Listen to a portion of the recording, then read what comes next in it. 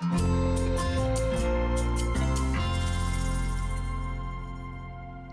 بيكم اعزائي المشاهدين في اديفيرس توكس. زي ما احنا متعودين كل اسبوع معانا ضيف جديد، نجم جديد في تخصص من تخصصات مختلفه في كل مناحي الحياه. النهارده زميلنا وصديقنا اللي منورنا النهارده هو احمد عواره. اهلا بيك. اهلا بك يا احمد دكتور. عواره هو كارير ديفلوبمنت ترينر وبيرسونال براندنج كوتش، يعني تخصص يهمنا كلنا من اول اللي قاعد قدامكم لحد كل اللي بيتفرجوا علينا. اهلا بيك الاول. اهلا بك يا دكتور. وخلينا كده نشوف كده، نبدأ بالسؤال اللي كل الناس بيفكروا فيه دلوقتي. يلا بينا. أنا عاوز أبقى مشهور ومش عارف إزاي. إيه اللي بيخلي حد في مجاله مشهور وحد لأ؟ يعني مدرس مشهور ومدرس مش مشهور، المشهور ده عمل إيه اللي مش مشهور يقدر يعمله ولا لأ؟ بغض النظر عن إنه رزق من ربنا عز وجل، بس عايزين نتكلم بقى عن الحاجات اللي هي يمكن أن تكتسب أو يمكن أن تصنع. هل يمكن صناعة نجم؟ حلو جدا. انا اول بشكر حضرتك على الفرصه الجميله دي، ربنا يخليك يا حبيبي. وبنشكر جدا الناس الجميله اللي هتتفرج علينا. الحقيقه هو ده سؤال شائك جدا وبيتكرر كتير، بس خلينا يعني نفصل بين كلمتين بنخلطهم شويه. كون ان انا معروف غير ان انا اكون مشهور، دي حاجه ودي حاجه تانية. يعني تعالى نضرب مثال. لو قلنا مثلا محمد صلاح، في حد مش هيبقى عارفه؟ لا. ده مشهور لان ده اتحول لبابليك فيجر. بس لو قلنا مثلا بزنس ديفلوبر في قطاع التعليم في دولة ما اسمه كذا، ممكن ما حدش يعرفه. ممكن ما حدش يعرفه، بس بتوع مجاله وتخصصه هيبقوا شكرا. عارفينه. ده البيرسونال براند as simple as this. يعني حتى فاحنا مش البيرسونال هدفنا نبقى براندنج ان مشهورين. انت تكون معروف في مجالك، اللي هي الحاجه اللي كان مونيتايز يعني. مش بس هي ماشي المونتايزيشن حته منها، بس تبقى ويل ريكوجنايزد في الحته اللي انت فيها. حلو قوي. فلو انا طلعت الاسم ده بره السكوب وحد قال لي ما اعرفوش، دي مش سبه يعني. ايه ده انت مقصر في حق نفسك. احسنت. لا خالص. احسنت. فلما نيجي نعكس بقى، ده انا عايز ابقى حد مشهور في العالم، ده باث واي تاني خالص، بكوميونيكيشن مسجز تانية خالص، بحاجات تانية بعيده كل البعد عن ريكوجنيشن او المعرفه. انا كده مشهور، دي سكه تانية خالص. فاحنا مش هدفنا نبقى مشاهير، هدفنا يبقى نبقى احنا الاول معروفين. نحرر المفاهيم. انت عاوز تكون مدرس مشهور يعني مصر كلها تعرفك؟ شكرا. ولا البيرنتس بالظبط في السيجمنت ايوه بتاعتك؟ الاودينس بتوعك، الاودينس مش بس بتوعك. البيرنتس. ممكن اشكال تانية، بس زي ما حضرتك قلت بالظبط، اتعرف في حته مش هتشهر في العالم، دي حاجه ودي حاجه تانية خالص. طيب الكلام ده يمكن ان يصنع ولا لا؟ حلو جدا. عشان نعرف الاجابه خلينا بس يعني ايه كلمه يصنع ويولد، يعني بيتعمل ولا بيجي لوحده؟ يعني مكتسب ولا بفطره؟ والله لو احنا جبنا مثلا حد في اطفال اي حد من العيله، وجينا مثلا قلنا له فريده بنتك او محمد ابن اختك ايا كان، هتلاقيه دايما يقول له لو قلت لك اوصف لي الطفل ده بكلمه، يقول لك ده فراك، ده عنيد، ده بيعرف يتكلم، ده بيعرف يقنعني. كل طفل ده بيضحك، ده دراما شويه، في كل طفل طالع عنده وسمه. ده بيرسونال براند هو طالع بيه. فالراجل ده او الطفل ده لما بيطلع يكبر شويه، يا بيفضل بنفس الحاله دي يا بيتغير على حسب بقى هو العند ده اخره ايه، طب الضحك ده اخره ايه، طب طب الدراما دي اخرها ايه. شئنا ما بين ده بيفرق جدا في الشخصيه، بيكون بيرسوناليتي من هو لسه صغير. ده از بيرسونال براند. لما بنيجي بقى نكبر ونعمل مع ناس اسسمنتس، نعرف نفسنا اكتر ونعمل ريفليكشن على طفولتنا، بتلاقي كده somehow وفي حته قد كده هو صغير بتسمع معانا. ما بيكونش هو عامل لها لينك، ما بيكونش رابطها. ايه علاقه ان انا ابقى دمي خفيف وكوميديان ولطيف بالفطره في البيرسون براند بتاعي؟ عشان كده هتجد النهارده ناس على الساحه بتتكلف الكوميديا علشان تاكت از حد.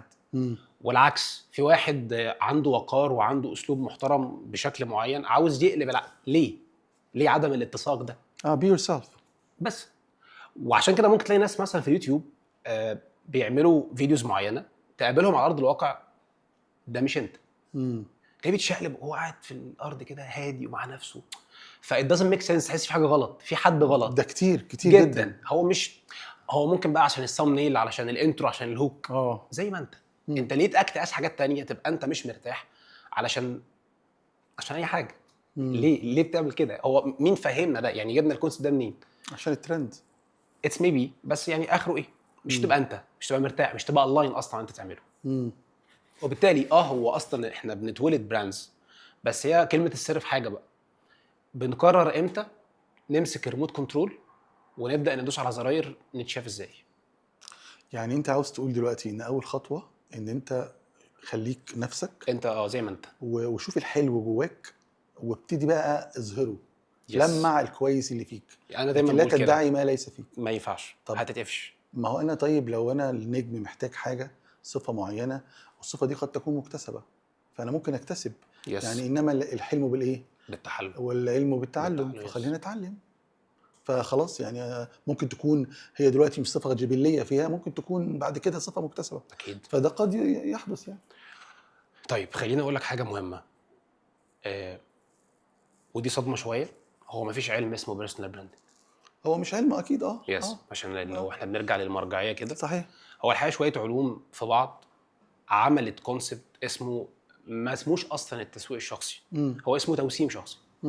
يعني دكتور تامر عنده وسمه بحاجه، عواره عنده وسمه بحاجه، محمد عنده وسمه بحاجه، موسوم بحاجه. انت عمال تقول كلمه وسمه دي، عارف انت هتعرف ان وسمه دي امي.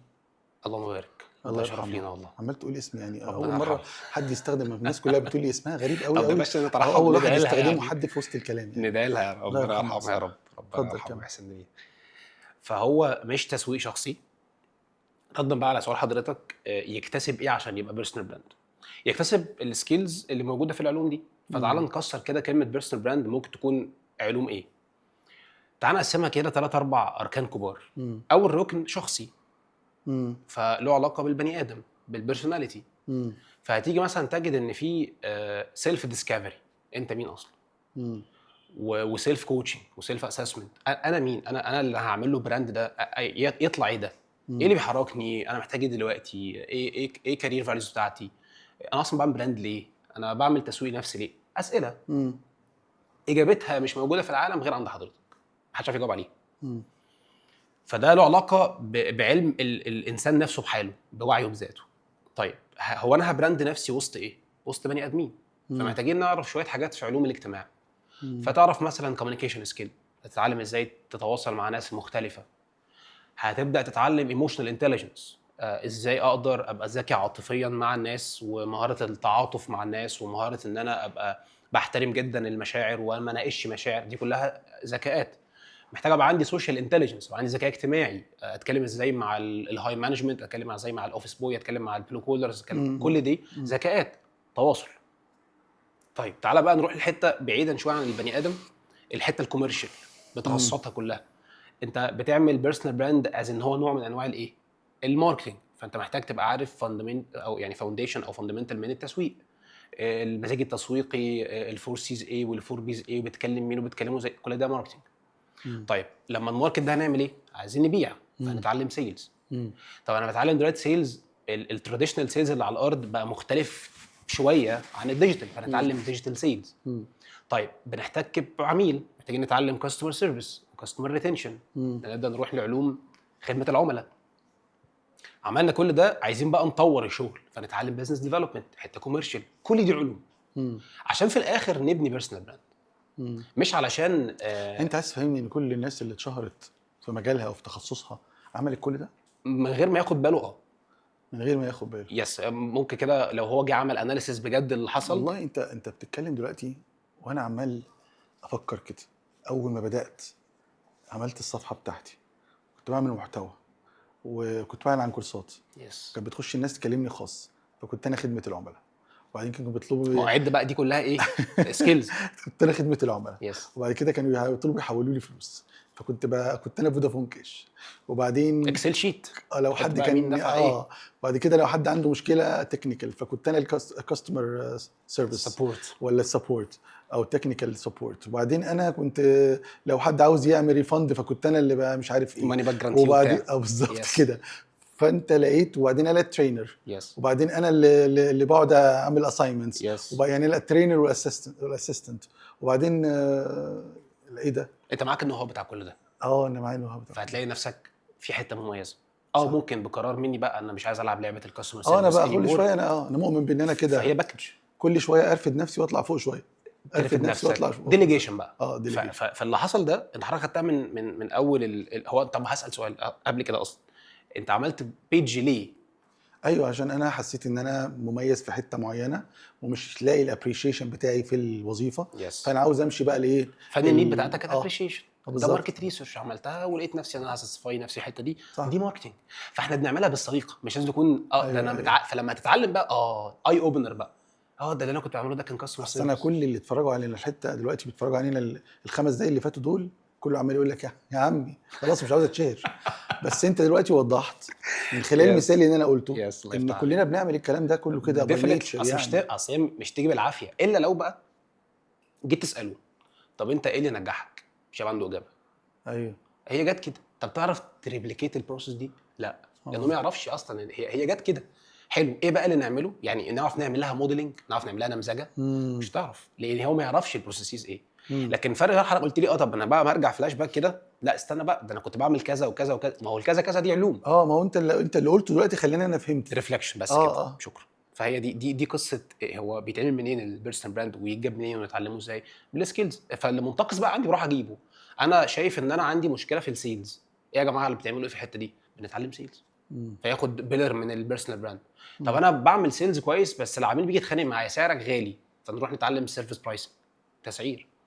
هو الموضوع بقى بتاع التسعير ده تحديدا، كل الناس اللي بيتفرجوا دلوقتي، كل اللي بادئ حياته وعاوز يبيع كورس، عاوز يبيع اي سيرفيس او اي برودكت على الاونلاين تحديدا، يعني تيجي لغايه السعر ويقول لك مش عارف، وبيسعر على اي سيجمنت، والناس غشيمه جدا، ايديها تقيله قوي، فتروح خابط لك سعر وبعد كده ما يجيبلوش حد. يس. وبعدين في ناس تانية قلبها ضعيف يس. يقول لك لا لا لا لا لا ده هو زي الفل كده 2000. وفي ناس بتحترم السوق وفي ناس لا تحترم السوق.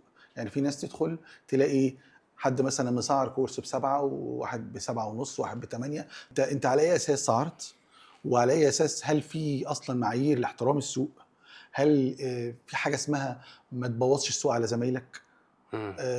وده ممكن يؤدي الى خلق عداوات، او انت لازم تقدر الخدمه بتاعتك بشكل او باخر. انت ازاي بتحسب الحسبه بتاعت الكوست اللي هي الكوست سنتر اصلا عشان تقدر تطلع بعد كده هامش الربح لحد فين؟ الحاجات دي كلها عاوزين نتكلم فيها بالتفصيل. ده سؤال كومبو قوي. معلش انا عايز اتعلم ده ليه انا. اشكرك العفو، ربنا يبارك لك. طيب خلينا ناخد الموضوع من جذوره شويه عشان نفهم الدنيا جت منين. في حته حلوه قلتها بتاعت ما تبوظش السوق. أيوة. عندي ليها كومنت ونقول بقى الاجابه. ده ديفينتلي صح. مثال بسيط، احنا نفسنا كمقدمين خدمات، تيتشرز، ترينرز، كوتشز، واتس ايفر، احنا بنعمل ايه؟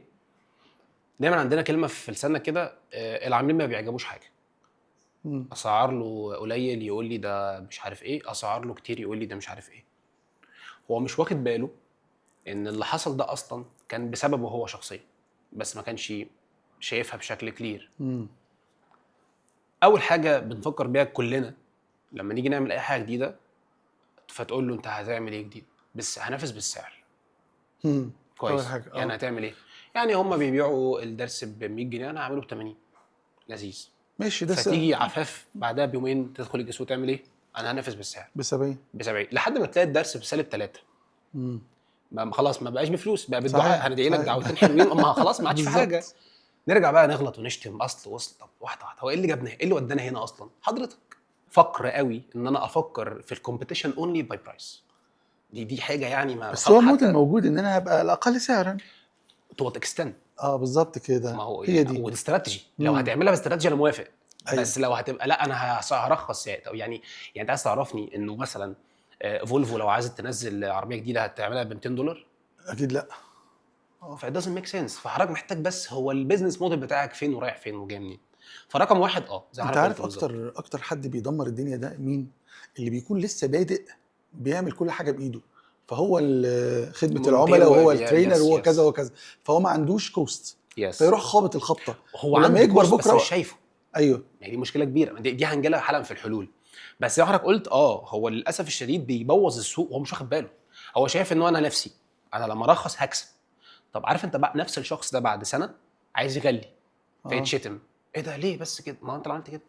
لان انت خليت الناس تيجي تسالنا في البرايفت، ما هو محمد بيعملها ب1000 جنيه، اشمعنى انت؟ ما هو محمد ده مش عارف حاجه يا فندم. ما هو ليه محمد صح وانا اللي غلط؟ يعني ليه ما نعكسش؟ ليه العميل ما يشوفش الزاويه العكس؟ فهو مش هيشوفها كده، لان اكيد نسبه كبيره هتعوز الحاجه الافوردبل بالنسبه لها. مش هتشوف بقى تانية الفاليوز اللي بتحصل عليها. وبالتالي عشان نأوير الشخص ده او نوعي الشخص ده محتاجين اصلا نفهمه هو احنا بنسعر بناء عن ايه. في بروسيس مشهوره جدا يعني كلنا عارفينها بس مش هنعملها صح، المزيج التسويقي ايوه اللي هو الفور بيز. الحقيقه ان في جانب تاني ليها ما حدش بيبص لها خالص. الفور بيز دول من منظورنا احنا كبزنس اللي هو البرودكت والبرايس والبليس والبروموشن. لطيف. طب انت اللي هتعمله ده بقى هتبيعه لمين؟ لكاستمر. ففي فور سيز خاصه بقى بالعميل اللي هيقرر بوعي يسيب كل الناس دي ويجي يطلع فلوس ويديها لك انت. حضرتك حطيته في المعادله، شفته انت بتسعر؟ يعني سالت نفسك سؤال كده، هو لما ايه يحصل هيجي يدفع لي فلوس؟ لا، انت جبت البرودكت سعرته على الكوست او الكومبيتيشن، حطيته في المعادي وبعته، يلا بقى اتباع. فما يتباعش لان في مان باور رهيبه انت ما خدتش بالك منها، الكونسيومر. فنبدا نقلع عبايتنا كده ونلبس عبايه الكونسيومر. هو الراجل ده يا جماعه بيشتري ليه؟ فتلاقي كلمه برودكت او البي الاولى بيقابلها ناحيه تانية الكونسيومر. هو انت محتاج ايه يا فندم؟ ايه اللي انت محتاج؟ ايه اللي بتدور عليه اصلا؟ طب البرودكت ده لو برايس، سعر. طب البرايس ده الكوست على العميل ايه؟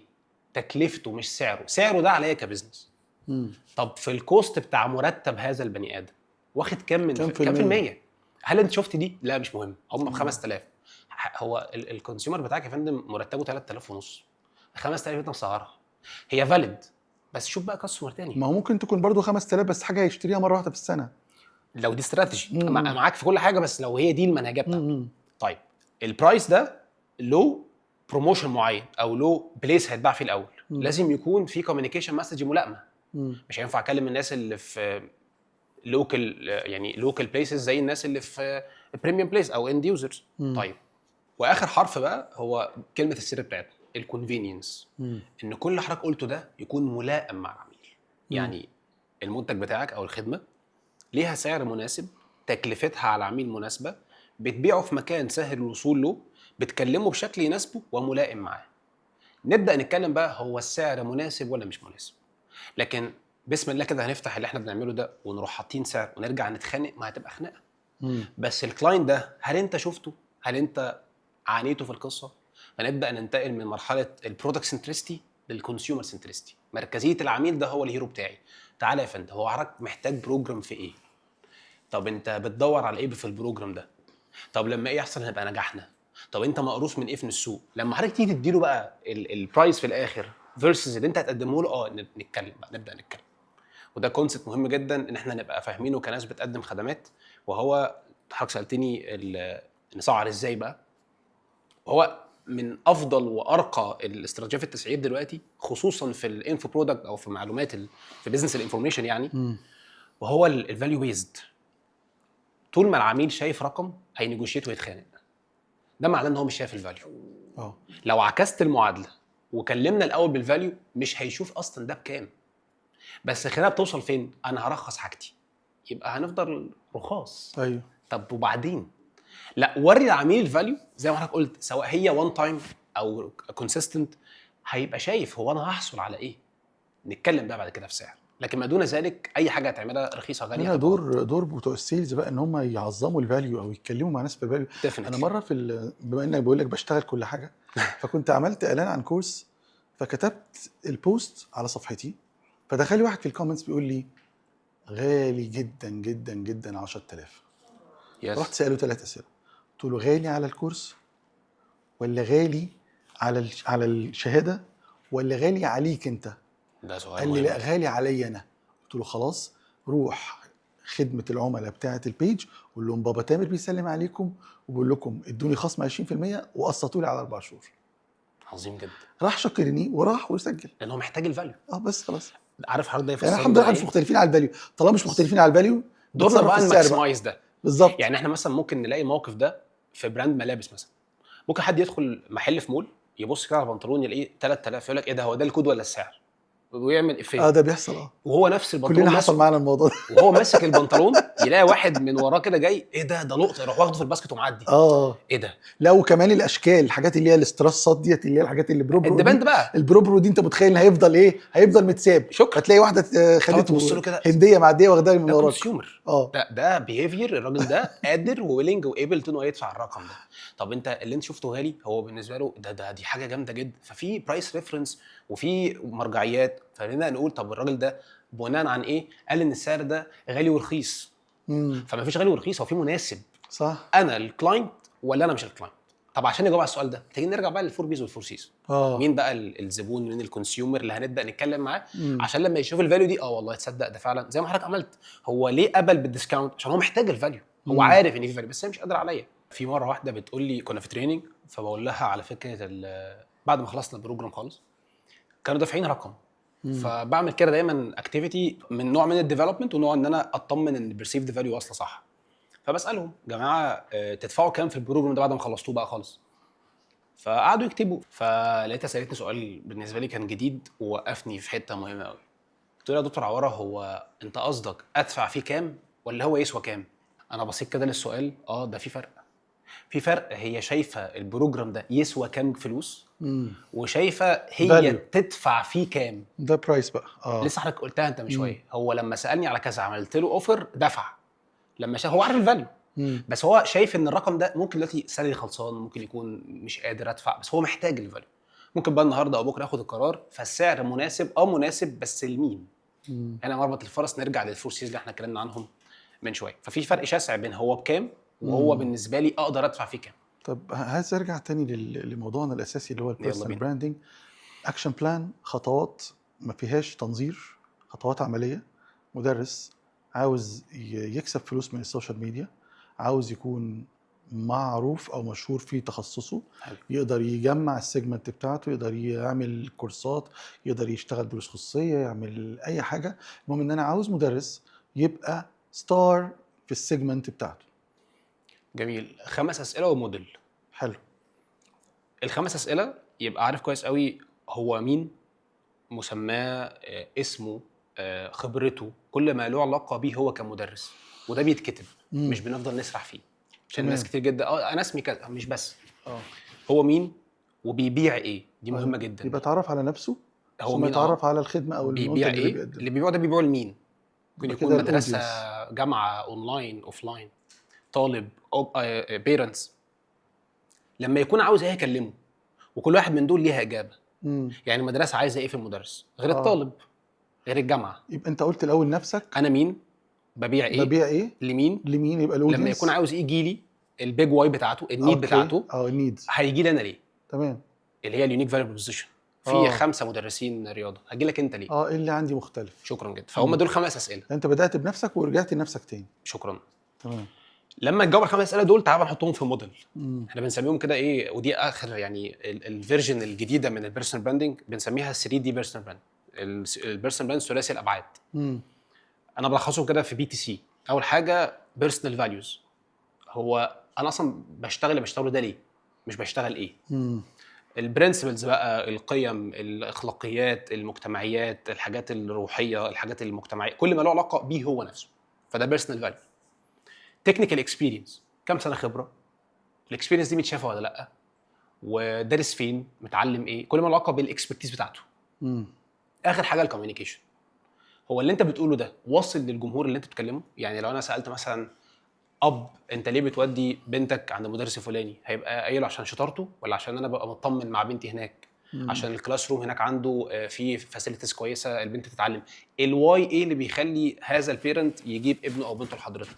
فده كوميونيكيشن او اللي بنسميها ماركتنج اكتيفيتي. بتتكلم معاه ازاي؟ فبيرسونال فاليوز تتكلم معاه ازاي، او من خلال اني سوشيال ميديا تاتش بوينت، سواء حتى على الارض. زي واحد مثلا بيسوق في السعوديه وبيعمل اعلانات لسعوديين، فبيروح يعمل اعلاناته في الفيسبوك اللي ما فيهوش سعوديين اصلا، يبقى ده فلوس على الفاضي.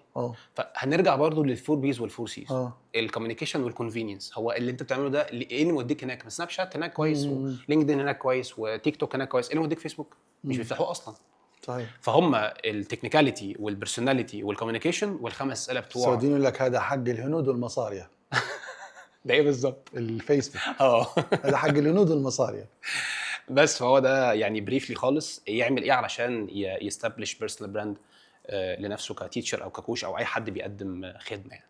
يعني الموضوع نقدر طبعا نقدر اي طبعا مدرس اي يقدر. حد عنده فاليو يقدر. يبقى انا هلخص اللي انت حضرتك قلته دلوقتي، ان انت عشان تكون مشهور لازم الاول تبقى معروف. عارف او معروف. يس خلاص، ما هو ممكن يكون معروف وبعد كده يبقى مشهور. ده ربنا وفقه، يعني دي كده حاجه ربنا كويسه. اولا هو فضل، ذلك فضل الله اكيد يتيه ونعم من يشاء، بالله. ورزق طبعا وابتلاء. طبعا وابتلاء يس وله ضرائب كثيره جدا. يعني ان انا الاول خالص اعرف نفسي يس واشوف ايه اللي عندي من فاليوز مظبوط وايه اللي عندي من امكانيات ان انا اقدر اوصلها. مظبوط. وانت قلت لنا دايما حته مهمه قوي، بي يور سيلف. مم. ولكن مش حته برضو مهمه قوي قبل ما اقول بي يور سيلف دي، هو بي يور سيلف دي مختلفين فيها جدا جدا. في ناس بتطلع على السوشيال ميديا تقول لك ايه، كن انت او كن نفسك، وبكل بقى بسلطاتها بابا غنوجها. يعني انت مثلا ما شاء الله لسانك طويل وبتشتم مع اصحابك، فاطلع اشتم على السوشيال ميديا. انت اوكي مش عارف ايه، يعني كن انت، ولا كن انت بسلطاتك بابا غنوجك، ولا كن انت بالبيست فيرجن. بالبست فيرجن اوف يور سيلف. ما هو الفكره لا انافق ولكن اتجمل. احنا امرنا بان احنا نزكي انفسنا، من زكاها مش من قل ادبه. زي حضرتك قلت انا صليت اللسان وعايز اعمل براند، اطلع اشتم في الناس؟ ده كده انا بي يور سيلف؟ دي مش اوثنتستي، دي حاجات تانية ما ينفعش تتكلم فيها. ايوه فانا ابقى نفسي اللي اشوفه على الارض اشوفه على الديجيتال. ما ينفعش اكون بدعي المثاليه والقد ايه ان انا راجل كويس ومحترم وابقى انا شغال مع العملاء بتوعي بمعاملات مش احسن حاجه. لا، وحتى كمان هم ممكن يشوفوك بتتكلم في السياسه او بتتكلم في الرياضه او بتتكلم في اي مجال على صفحتك الشخصيه وبتشتم. دي مشكله ما هو كبيره. العميل بيشوفك برضه. دي بقى حته مهمه قوي. ما اعرفش برضه المدارس دي جبناها منين الحقيقه. يقول لك انا ليا صفحه للبيزنس، ليا صفحه للبيرسونال. ايه اللي انت يعني مين انت ايه بيفصل ده؟ يعني ايه؟ انت بني ادم، انت يو ار بيرسونال براند، ما تفصليش الجمله. فلما انا هاجي اتابع دكتور بيتكلم في حاجه ممكن تكون فيها خلاف مجتمعي ما، مش مكانها يا فندم خالص. طالما حضرتك قررت تمسك ريموت كنترول فده مش مكانها. صح. فما تجيش بقى تزعل من الباك من باك المردود. فاير. مش هتيجي في وشنا. مم. قررت تعمل بيرسونال براند، خلي بالك مش تفيك. خلي بالك يعني راينا مش مهم بالدرجه اللي احنا نشارك في والله مش جدا. مهم مش مهم. رايك مش مهم خالص. اصل انا عايز اقول رايي، مين طلبه هو مش مهم خالص ولا حد هيسمع. يعني العالم اصلا 8 مليار واحد مش هيصدق ولا هو السوشيال ميديا اصلا مش تغيير الاراء. شكرا. فحضرتك بلاش تدخل نفسك في حتت هتدر عليك حاجات سيئه. عشان كده الناس اللي تبقى باينه براند عليها ككوميرشال وتبدا تتصدر الساحه كبراند ايمج او كهي يعني الصوره للبراند، بيبقى في كوارث. لان انت معتقداتك هي معتقدات البراند. لو انا اتضايقت معاك هبوظ الدنيا. صح. فحضرتك محتاج تبقى دارس ده وما تقوليش اصل انا حر. هم برضو احرار، يعني حضرتك برضو ما حجرتش حريتهم. انت كده بتتكلم معايا في حته خطيره جدا دلوقتي. هي فعلا ان البيزنس القائم دلوقتي، حضرتك عارف ان الترند طبعا في العالم كله رايح للبيرسونال براندنج. ان انت بدل ما نوكيا ما كانش حد عارف بتاعت مين، اوراسكوم ما كانش حد عارف بتاعت مين، بس ساويرس دلوقتي بيعمل كل اعلانات بنفسه. يس. فهو رايح شغال على البيرسونال براندنج. وهكذا كل اللي يعني البيزنس مان في مصر. هي دي خطورته بقى. ما هي الناس دي انت كلها لما بقى تختلف معاه تختلف مع ليها ناس ورا الخلفيه. لا ما ينفعش نتكلم في ده. ما ينفعش نلبس اللبس ده في الحفله الفلانيه. ما ينفعش تقول رايك في القضيه الفلانيه. خلي بالك وانت بتصور، خلي بالك من اللوكيشن وكل حاجه. ممكن واحد تبقى بتتفرج على فيديو تعليمي شايف حته هنا معموله لوجو او ستاره فيها حاجه انت مش قصدك. ايوه يوديك في حته ثانيه خالص، يصنفك. وده بنشوفه.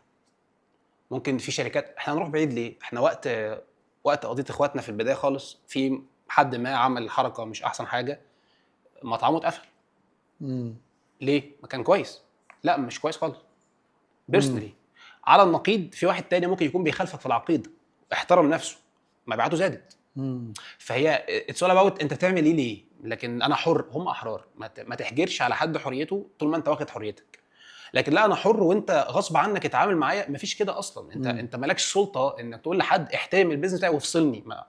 انا مش هفصلك. في بيزنس كبير قام على المقاطعه. في براندات طلعت دي فاليو. في براندات طلعت. يس جدا. في تشيبس طلع، وفي بتاع مشروبات سوفت غازيه درينكس طلعت، وحاجات كتيره جدا. كتير جدا. فهي اتس اباوت الفاليو. وانت شايف ده ولا فما تجيش تقولي اصل انا حر بقى اتكلم بالبيزنس بتاعي وقت ما انا احب. اوكي بس ما تجيش بقى العميل يعمل ايه، دي بتاعته هو. ما تزعلش من الناس بقى. فهي سلاح ذو حدين هو خطير. المشكله كلها بتبقى عند الشخص ان هو ايه، يقول لك انا عاوز ابقى انسان حقيقي، عاوز افضفض، ما انا عاوز اخد رايي، ما انا عاوز اقول رايي، ما انا عاوز كذا، ما عاوز كذا، ايذر اور. امال ليه بنطور من نفسنا؟ ايوه يعني ايذر ليه انا اور. انسان غضوب وعارف ان انا غضوب وعمال اغضب على الناس واخسر كل علاقاتي؟ هو انا كده اوثنتك؟ لا، انا كده هتحاسب، لان انا باذي الناس بلساني. صحيح. ده مش معناه ان انت تبقى فيك. لا، انا بطور والله يا جماعه، انا عارف ان انا عندي مشكله وبعالجها بظبطها. ده انا.